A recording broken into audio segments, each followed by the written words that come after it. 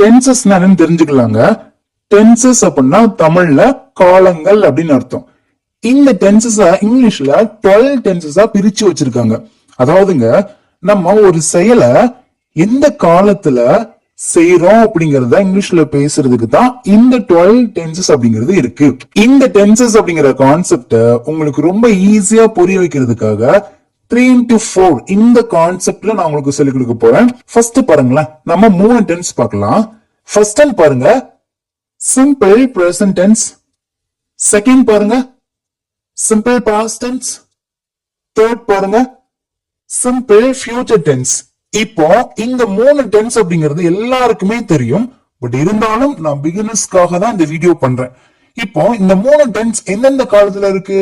Simple present டென்ஸ்னா நிகழ்காலம். இப்போ ஒரு செயலை செய்யறோம் அப்படின்னா அதை பற்றி இங்கிலீஷ்ல பேசுறதுக்கு தான் சிம்பிள் பிரசன்ட் டென்ஸ் இருக்குது.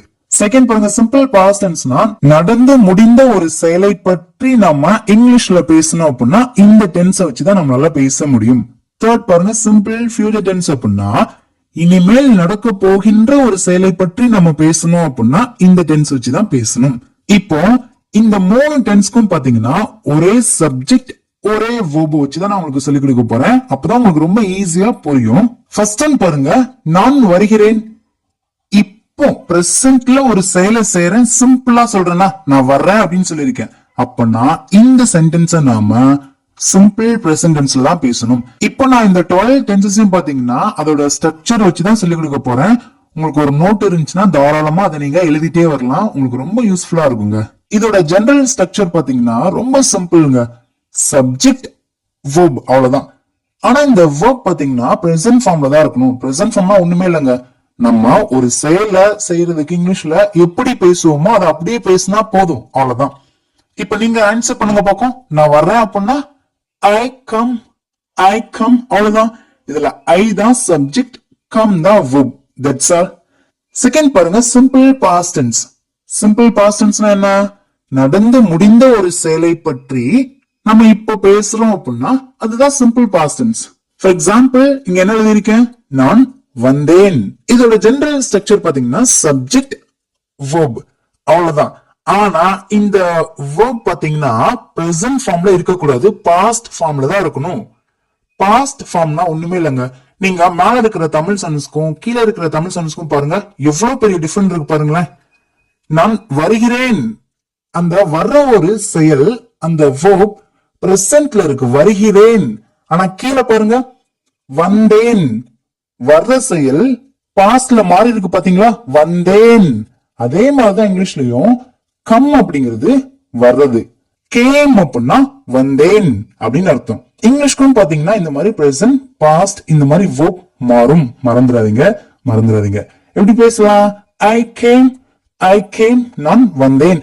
நான் நேத்து வந்தேன் அப்படின்னா ஐ கேம் எஸ்டர்டே. புரிஞ்சா? தட்ஸ் ஆல், அவ்வளவுதாங்க. நெக்ஸ்ட் பாருங்களேன், சிம்பிள் ஃபியூச்சர் டென்ஸ். எதிர்காலத்துல ஒரு செயல் நடக்க போகுது அப்படின்னா அதை பற்றி நாம பேசுறதுக்கு தான் இந்த டென்ஸ் இருக்குது. நான் வருவேன். இதோட ஜெனரல் ஸ்ட்ரக்சர் பாத்தீங்கன்னா சப்ஜெக்ட பேசணும், அதுக்கப்புறம் will அப்படிங்கிற வேர்ட பேசணும், அதுக்கப்புறம் verb-ஓட V1 ஃபார்ம், அதாவது present form of the verb தான் நம்ம இங்க பேசணும். நீங்க கேட்கலாம், ஏன் நம்ம will அப்படிங்கிற சின்ன வேர்ட் ஆட் பண்ணிருக்கோம் கேட்கலாம். இந்த will அப்படிங்கிறதுக்கு இங்கிலீஷ்ல ஆக்சிலரி verb அப்படின்னு சொல்லுவோம்.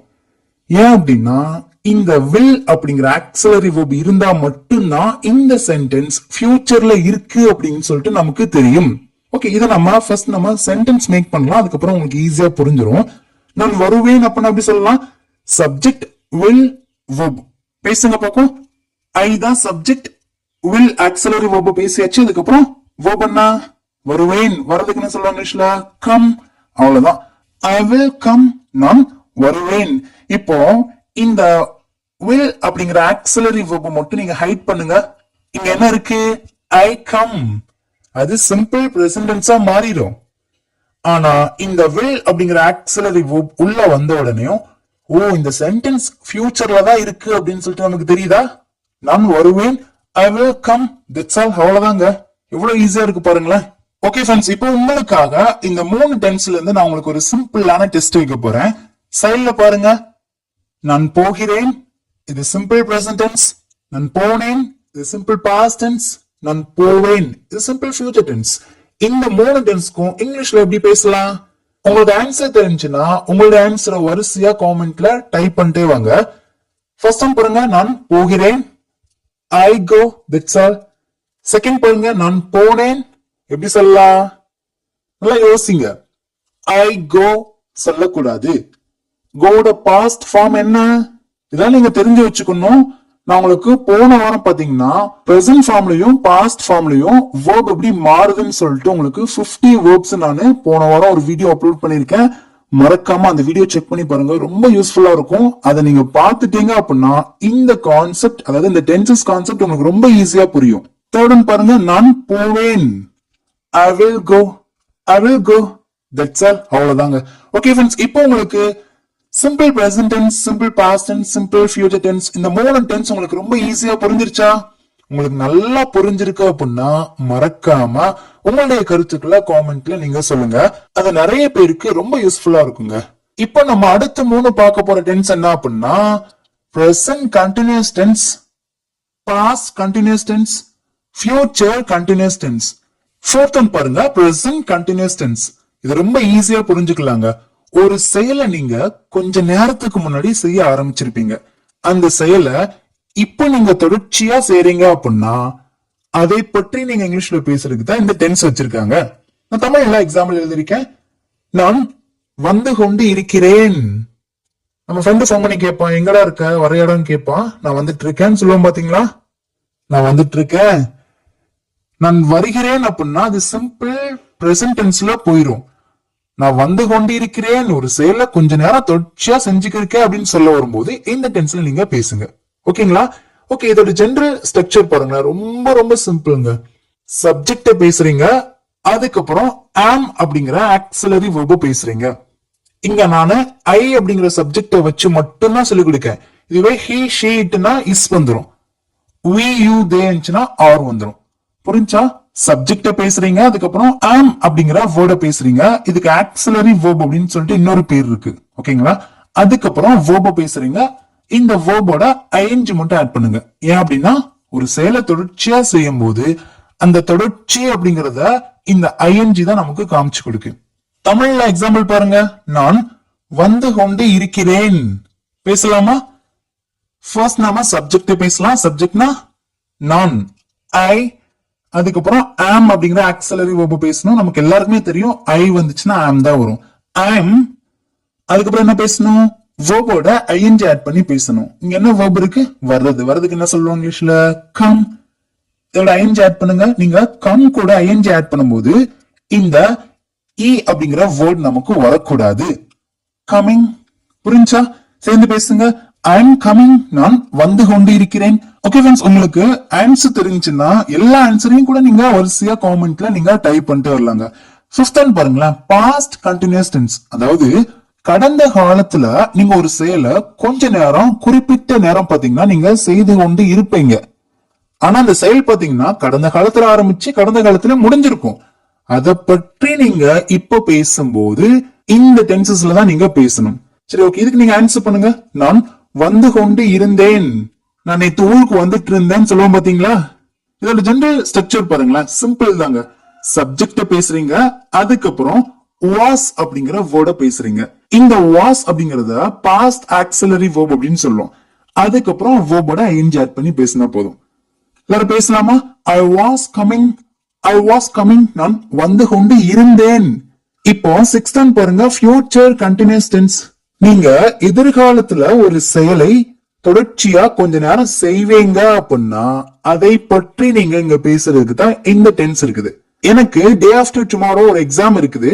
நான் ஒரு தொடர்ச்சியா ஒரு 3 மணி நேரம் அந்த எக்ஸாம் நான் எழுதி கொண்டு இருப்பேன் அப்படின்னு சொல்லுவோம் பாத்தீங்களா? ஃபியூச்சர்ல ஒரு செயலை தொடர்ச்சியா கொஞ்ச நேரம், ஒரு 1 மணி நேரமோ 2 மணி நேரமோ தொடர்ச்சியா கொஞ்ச நேரம் ஒரு செயலை செய்வீங்க அப்படின்னு சொல்ல வரும்போதுதான் இந்த டென்ஸ்ல நீங்க பேசணும். பேசலாமா? நான் வந்து கொண்டு இருப்பேன். இதோட ஜெனரல் ஸ்ட்ரக்சர் பாத்தீங்கன்னா சப்ஜெக்ட பேசுறீங்க, அதுக்கப்புறம் will be அப்படிங்கறத பேசுறீங்க, அதுக்கப்புறம் verb-ஓட ing சேர்த்து பேசுறீங்க. அவ்வளவுதான். பேசலாமா? I will be coming. I will be coming. நான் வந்து கொண்டு இருப்பேன். That's all. அவ்வளவுதாங்க. இப்போ உங்களுக்கான டெஸ்ட். நான் போய்கொண்டு இருக்கிறேன். நான் போய்க்கொண்டு இருந்தேன், நான் போய்க்கொண்டு இருப்பேன். நீங்க தான் ஆன்சர் பண்ண போறீங்க. நான் உங்க கூட சேர்ந்து ஆன்சர் பண்ண போறேன். இது எனக்கான டெஸ்ட் இல்ல, உங்களுக்கான டெஸ்ட்ங்க. எல்லாம் ரெடியா இருக்கீங்களா? நான் போய்க்கொண்டு இருக்கிறேன் அப்படின்னா ஐ அம் கோயிங். நான் போய்க்கொண்டு இருந்தேன் அப்படின்னா ஐ வாஸ் கோயிங். நான் போய்க்கொண்டு இருப்பேன் அப்படின்னா I will be going. That's all. அவ்வளவுதாங்க. ஓகே ஃப்ரெண்ட்ஸ், நம்ம இப்போ வரைக்கும் 6 டென்ஸ் நம்ம ரொம்ப சிம்பிளா ஈஸியா கத்துக்கிட்டோம். இப்போ நம்ம அடுத்து பார்க்கலாங்க. அடுத்து இருக்கிற 3 டென்ஸ் பாத்தீங்கன்னா நம்ம அதிகமா பயன்படுத்தக்கூடிய டென்ஸ். 7th பாருங்க present perfect tense. 8th பாருங்க past perfect tense. 9th பாருங்க future perfect tense. இந்த டென்ஸ் நம்ம நல்லா புரிஞ்சுக்கிட்டோம் அப்படின்னா உங்களுக்கு எந்த குழப்பமும் இங்கிலீஷ்ல பேசுறதுக்கு வரவே வராது. 7th பாருங்களேன், present perfect tense அப்படின்னா இப்போ ரீசன்ட் பாஸ்ட்ல நீங்க ஒரு செயலை செஞ்சிருக்கீங்க அப்படின்னு சொல்ல வரும்போது இந்த டென்ஸை நீங்க பயன்படுத்தலாம். ஃபர்ஸ்ட் பாயிண்ட் புரிஞ்சிருச்சா? செகண்ட் பாயிண்ட் பாத்தீங்கன்னா பாஸ்ட்ல ஒரு செயலை நீங்க செஞ்சிருப்பீங்க, அந்த செயலை நீங்க பிரசன்டோட லிங்க் பண்ணும்போது இந்த டென்ஸை நீங்க பயன்படுத்தலாம். 2 பாயிண்ட் நல்லா ஞாபகத்தில் வச்சுக்கோங்க. நான் தமிழ்ல ஒரு எக்ஸாம்பிள் எழுதுறேன், உங்களுக்கு ரொம்ப ஈஸியா புரிஞ்சிடும். நான் வந்திருக்கிறேன். நல்லா கவனிங்க. இந்த சென்டென்ஸ்ல இருக்கிற செயலை பாருங்களேன். வர்ற ஒரு செயலை நீங்க செஞ்சிருக்கீங்க, அது நீங்க எப்படி சொல்றீங்க? நான் வந்து இருக்கிறேன். இப்பதான் கொஞ்ச நேரத்துக்கு மட்டும் தான் வந்திருக்கேன் சொல்லுவோம் பாத்தீங்களா? நம்ம ஊருக்கு போயிருப்போம், எப்போ வந்தீங்க கேட்பாங்க. இப்பதான் வந்திருக்கேன். இந்த செயல் பாஸ்ட்ல தான் நடந்திருக்கு, ஆனா அதை நீங்க பிரசன்டோட லிங்க் பண்ணி பேசுறீங்களா? வந்து இருக்கிறேன் அப்படின்னா அது பிரசன்ட் தான் நம்ம மென்ஷன் பண்ணி பேசுறோம். புரிஞ்சா? இப்ப இதுவே நீ சென்னைக்கு போயிருக்கியா, நீங்க எப்படி ஆன்சர் பண்ணுவீங்க? நான் போயிருக்கிறேன். நல்லா கவனிங்க, முடிஞ்சிருச்சு. போன வருஷம் போயிருக்கலாம், 5 வருஷத்துக்கு முன்னாடி போயிருக்கலாம், 10 வருஷத்துக்கு முன்னாடி போயிருக்கலாம். அந்த செயல் முடிஞ்சிருச்சு, ஆனாலும் அந்த செயலை நீங்க பிரசன்டோட லிங்க் பண்ணி பேசுறீங்களா? நீ அங்க போயிருக்கியா? நான் அங்கே போயிருக்கிறேன். பிரசன்டோட லிங்க் பண்றோம். நான் அங்கே போனேன் அப்படின்னா அது சிம்பிள் பாஸ்ட் டென்ஸ்ல வந்துடும். நான் அங்கே போய் இருக்கிறேன் அப்படின்னு சொல்ல வரும்போது அது பிரசன்ட் பெர்ஃபெக்ட் டென்ஸ்ல வந்துடும். இவ்வளவுதாங்க. இந்த கான்செப்ட் தான் நிறைய பேருக்கு புரிய மாட்டேங்குது. நீங்க ஒன்ஸ் உட்கார்ந்து நல்லா யோசிச்சு மட்டும் பாருங்க, கண்டிப்பா இந்த கான்செப்ட் உங்களுக்கு ரொம்ப ஈஸியா புரிஞ்சிடும். நான் வந்தேன் அப்படின்னா அது சிம்பிள் பாஸ்ட் டென்ஸ். நான் வந்து இருக்கிறேன், அந்த இருக்கிறேன் அப்படின்னு சொல்ல வரோம் பாத்தீங்களா? அப்படி நீங்க பேசும்போதுதான் பிரசன்ட் பெர்ஃபெக்ட் டென்ஸ்ல பேசணும். அவ்வளவுதாங்க. ரொம்ப கஷ்டம்லாம் கிடையாது. தமிழோட இங்கிலீஷ் ரொம்ப ரொம்ப ஈஸி. பேசலாமா? இதோட ஜெனரல் ஸ்ட்ரக்சர் பாருங்களேன். ஃபர்ஸ்ட் நம்ம சப்ஜெக்ட் பேசணும், அதுக்கப்புறம் ஹாவ் பேசணும், அதுக்கப்புறம் verb பேசணும். ஆனா இங்க தான் நீங்க கவனிக்கணும். இந்த 3 பெர்ஃபெக்ட் டென்ஸ்ல நீங்க verb வந்து பிரசன்ட் ஃபார்ம்ல பேசவே கூடாது, பாஸ்ட் ஃபார்ம்லயும் பேசவே கூடாது. பாஸ்ட் பார்ட்டிசிபிள்ல தான் நீங்க பேசணும். அதுக்கு தான் நான் மறுபடியும் சொல்றேன். போன வாரம் நம்ம ஒரு verb V1ல எப்படி பேசலாம், V2ல எப்படி பேசலாம், V3ல எப்படி பேசலாம் சொல்லிட்டு ரொம்ப டீடைலா இம்பார்ட்டன்டான 50 verbs நான் உங்களுக்கு சொல்லி கொடுத்திருக்கேன். மறக்காம அந்த வீடியோ நீங்க பார்த்தா மட்டும்தான், அந்த கான்செப்ட் உங்களுக்கு புரிந்தால் மட்டும்தான் இந்த 3 டென்ஸ் உங்களுக்கு ரொம்ப ஈஸியா புரியும். ஃபர்ஸ்ட் நீங்க இந்த வீடியோ பார்த்துட்டு அந்த வீடியோ பார்த்துட்டு மறுபடியும் இங்க வந்து பாருங்க, ரொம்ப ஈஸியா புரிஞ்சிருங்க. பேசலாமா? நான் வந்திருக்கிறேன், ஐ ஹாவ் கம். அவ்வளவுதாங்க. ஓகே ஃப்ரெண்ட்ஸ், இந்த பிரசன்ட் பெர்ஃபெக்ட் டென்ஸ் உங்களுக்கு ரொம்ப ஈஸியா புரிஞ்சிருச்சா? இப்போ 8th ஒன் பாருங்க, பாஸ்ட் பெர்ஃபெக்ட் டென்ஸ். இதோட ஜெனரல் ஸ்ட்ரக்சர் பாத்தீங்கன்னா சப்ஜெக்ட் had verb-ஓட V3 ஃபார்ம் தான் பேசணும். இந்த பாஸ்ட் பெர்ஃபெக்ட் டென்ஸ்னா ரொம்ப ஈஸி தாங்க. கடந்த காலத்துல ஒரு செயல் நடக்க ஆரம்பிச்சு அந்த செயல் கடந்த காலத்திலேயே முடிஞ்சிருக்கும். ஆனா ஒரு குறிப்பிட்ட டைம்லாம் நீங்க மென்ஷன் பண்ண தேவை அவசியம் இல்ல அப்படின்னு நீங்க நினைச்சீங்கன்னா இந்த டென்ஸ்ல நீங்க பேசலாம். அதே மாதிரி கடந்த காலத்துல 2 ஆக்ஷன் நடந்திருக்கும். அதுல ஃபர்ஸ்ட் எந்த ஆக்ஷன் நடந்துச்சோ அந்த ஆக்ஷனை பத்தி நம்ம பேசுறதுக்கு இந்த டென்ஸை நம்ம பயன்படுத்தலாம். ஃபார் எக்ஸாம்பிள் உங்களுக்கு புரிய வைக்கிற மாதிரி ரொம்ப ஈஸியா சொல்லிக் கொடுக்கீங்க. நம்ம ஃப்ரெண்டை பார்த்து சொல்றோம், நான் நேற்று உன் வீட்டுக்கு வந்திருந்தேன் ஆனா நீ இல்ல. இந்த சென்ஸ் நீங்க நல்லா கவனிங்க. நான் வந்தேன்னு சொல்லல, நான் வந்தேன் அப்படின்னா அது சிம்பிள் பாஸ்ட் டென்ஸா மாறிடும். ஆன்சர் பண்ணுங்க, எப்படி பேசலாம்? I had come, I had come. இப்போ உங்களுக்குள்ள ஒரு கேள்வி வருங்க, கண்டிப்பா வரும். நீங்க verb பேசும்போது V3 ல என்ன verb இருக்கோ அதை தானே பேசணும். நீங்க என்ன V1 verb இங்க பேசி வச்சிருக்கீங்கன்னு சொல்லிட்டு கேட்கலாம். நல்லா கவனிச்சுக்கோங்க. கம்மோட V3 ஃபார்மும் கம் தான். புரிஞ்சிருச்சா? Come V1 verb, came V2 verb, again come V3 verb. அவ்வளவுதாங்க. நிறைய verb இந்த மாதிரி சேமா இருக்கும். V1ம் V3யும் சேமா இருக்கும், அல்லது V2ம் V3யும் சேமா இருக்கும். நீங்க இந்த verb அப்படிங்கிற கான்செப்ட் நல்லா புரிஞ்சுக்கிட்டீங்கன்னா எல்லாமே ஈஸியா தாங்க இருக்கும். இங்கிலீஷ்ங்கிறது கஷ்டமே கிடையாது. யாரு சொன்னா கஷ்டம்னு? அவ்வளவு ஈஸியான லாங்குவேஜ். நல்லா புரிஞ்சுக்கிட்டோம், நல்லா பேசி பேசி பிராக்டிஸ் பண்ணிட்டோம் அப்படின்னா ரொம்ப ரொம்ப ஈஸிங்க. இப்போ 9th ஒன் பாருங்க, ஃபியூச்சர் பெர்ஃபெக்ட் டென்ஸ். அதாவது எதிர்காலத்துல முழுமையடைந்த ஒரு செயலை பற்றி நீங்க இப்போ பேசுறீங்க அப்படின்னா இந்த டென்ஸை வச்சு பேசலாங்க. ஃபார் எக்ஸாம்பிள் பாருங்களேன், நான் வந்து இருப்பேன். நல்லா கவனிங்க, நான் வருவேன் அப்படின்னா அது ஃபியூச்சர் டென்ஸ்ல மாறிடும். நான் வந்து இருப்பேன் அப்படின்னா ஃபியூச்சர் பெர்ஃபெக்ட் டென்ஸ்ல மாறிடும். இதோட ஜெனரல் ஸ்ட்ரக்சர் பாத்தீங்கன்னா சப்ஜெக்ட், அதுக்கப்புறம் will have அப்படிங்கறத பேசணும், அதுக்கப்புறம் verb-ஓட V3 ஃபார்மா பேசணும். அவ்வளவுதாங்க. பேசலாமா? நான் வந்து இருப்பேன், I will have come, I will have come. நான் வந்து இருப்பேன். அவ்வளவுதாங்க. ஓகே ஃப்ரெண்ட்ஸ், இப்போ உங்களுக்கான டெஸ்ட் வந்துருச்சு. நீங்க தான் ஆன்சர் பண்ண போறீங்க. நான் போயிருக்கிறேன், நான் போயிருந்தேன், நான் போயிருப்பேன். ஆன்சர் பண்ணுங்க பாப்போம். பிரசன்ட் பெர்ஃபெக்ட்ல எப்படி பேசலாம்? I have gone. go அப்படிங்கிற verb-ஓட V3 ஃபார்ம் பாத்தீங்கன்னா gone. புரிஞ்சா? I have gone, நான் போயிருக்கிறேன். பாஸ்ட் பெர்ஃபெக்ட்ல எப்படி பேசலாம்? நான் போயிருந்தேன். I had gone, I had gone. இத ஃபியூச்சர் பெர்ஃபெக்ட்ல எப்படி பேசலாம்? நான் போயிருப்பேன். I will have gone, I will have gone. That's all. Okay friends, நம்ம இப்போ வரைக்கும் இந்த சென்டென்ஸ் பார்த்தா present continuous tense மாதிரி தெரியுதே அப்படின்னு சொல்லிட்டு உங்களுக்குள்ள ஒரு கேள்வி வரும். present continuous tenseனா நான் வந்து கொண்டு இருக்கிறேன். present perfect continuous tenseனா நான் வந்து கொண்டே இருக்கிறேன். அந்த கொண்டே அப்படின்னு பேசுறோம் பாத்தீங்களா? நான் இதோட இன்னொரு சின்ன ஒரு வேர்ட்ஸ் ஆட் பண்றேன். நான் 2 நாட்களாக வந்து கொண்டே இருக்கிறேன். இப்போ நம்ம டியூரேஷன் சொல்லியிருக்கோம் பாத்தீங்களா? 2 நாள் அப்படிங்கிற அந்த டைம் பீரியட் நம்ம சொல்லியிருக்கோம். அப்போ ஒரு டைம் பீரியட நீங்க சொல்ல வரும்போது இந்த டென்ஸ்ல நீங்க பேசலாம். புரிஞ்சிருச்சா? இதோட ஜெனரல் ஸ்ட்ரக்சர் பாத்தீங்கன்னா சப்ஜெக்ட், அதுக்கப்புறம் have been அப்படிங்கறத பேசுறீங்க, அதுக்கப்புறம் verb-ஓட ing மட்டும் ஆட் பண்ணா போதும். இந்த verb பாத்தீங்கன்னா பிரசன்ட் ஃபார்ம்ல மட்டும் தான் இருக்கணும், பாஸ்ட் பார்ட்டிசிபிள்ல இருக்க கூடாது. எல்லாருமே என் கூட சேர்ந்து ஆன்சர் பண்ணுங்க. நான் வந்து கொண்டே இருக்கிறேன். I have been coming, I have been coming. இப்ப நான் 2 நாளா வந்து கொண்டே இருக்கிறேன் அப்படி சொல்லலாம். I have been coming for 2 days. நான் 2 நாட்களாக வந்து கொண்டே இருக்கிறேன். இங்கே நம்ம for அப்படிங்கிற வேர்டை நம்ம ஆட் பண்ணிருக்கோம் அப்படின்னா நமக்கு இந்த டைம் டியூரேஷன் தெரியுது பாத்தீங்களா? 2 நாள் அப்படின்னு சொல்லிட்டு. அப்படின்னா நீங்க for 2 days அப்படின்னு தான் சொல்லணும். நெக்ஸ்ட் ஒன் பாருங்க, பாஸ்ட் பெர்ஃபெக்ட் கண்டினியூஸ் டென்ஸ். அதாவது கடந்த காலத்துல ஒரு செயல் ஆரம்பிச்சு தொடர்ச்சியா கடந்த காலத்துல இந்த செயல் நடந்து முடிஞ்சிருச்சு அப்படின்னா நீங்க இந்த டென்ஸ்ல நீங்க பேசலாம். அதுவும் ஸ்பெசிபிக்கா நீங்க டியூரேஷன் டைம் மென்ஷன் பண்ணி நீங்க பேசுறீங்கன்னா மட்டும் இந்த டென்ஸ் நீங்க பயன்படுத்துங்க. அப்படி இல்ல அப்படின்னா நீங்க பாஸ்ட் கண்டினியூஸ் டென்ஸ்ல நீங்க இந்த சென்ஸ் பேசலாம். ஓகேங்களா? இங்க கவனிங்க, நான் வந்து கொண்டே இருந்தேன். இதோட ஜெனரல் ஸ்ட்ரக்சர் பாத்தீங்கன்னா சிம்பிள் தாங்க. சப்ஜெக்ட் பேசுறீங்க, அதுக்கப்புறம் had been அப்படிங்கறத பேசுறீங்க, அதுக்கப்புறம் verb-ஓட ing சேர்த்து பேசுறீங்க. அவ்வளவுதான். I had been coming, I had been coming. நான் வந்து கொண்டே இருந்தேன்.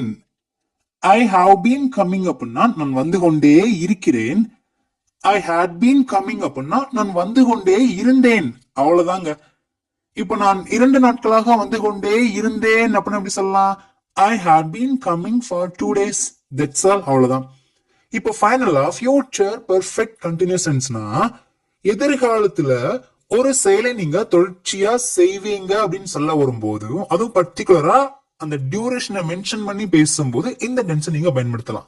நான் 2 நாட்களாக வந்து கொண்டே இருப்பேன். இதோட ஜெனரல் ஸ்ட்ரக்சர் பாத்தீங்கன்னா சப்ஜெக்ட், அதுக்கப்புறம் will have been, அதுக்கப்புறம் verb-ஓட ing ஆட் பண்றீங்க. அவ்வளவுதான். பேசலாமா? I will have been coming for 2 days. I will have been coming for 2 days. நான் 2 நாட்களாக வந்து கொண்டே இருப்பேன். ஓகே ஃப்ரெண்ட்ஸ், இப்போ ஃபைனலா உங்களுக்கான டெஸ்ட் வந்துருச்சு. இங்க நான் 3 சென்டென்ஸ் எழுதிருக்கேன். நீங்க தான் உங்களோட ஆன்சர் பண்ண போறீங்க. நான் 2 நாட்களாக போய்கொண்டே இருக்கிறேன். இன்னும் ஊருக்கு போய் சேரல. நான் 2 நாளா ஊருக்கு போயிட்டே இருக்கிறேன். ஆன்சர் பண்ணலாமா? I have been going for 2 days. I have been going for 2 days. நான் 2 நாட்களாக போய்கொண்டே இருக்கிறேன். நெக்ஸ்ட் டைம் நான் 2 நாட்களாக போய்கொண்டே இருந்தேன். முடிஞ்சிருச்சு, பாஸ்ட். ஆனா தொடர்ச்சியா ஒரு செயலை நீங்க பாஸ்ட்ல செஞ்சிருக்கீங்க. அந்த டியூரேஷனை நீங்க மென்ஷன் பண்ணி பேசுறீங்க. I had been going for 2 days. I had been going for 2 days. நான் 2 நாட்களாக போய்கொண்டே இருந்தேன். லாஸ்ட் ஒன், நான் 2 நாட்களாக போய்கொண்டே இருப்பேன். I will have been going for 2 days. I will have been going for 2 days. நான் 2 நாட்களாக போய்கொண்டே இருப்பேன்.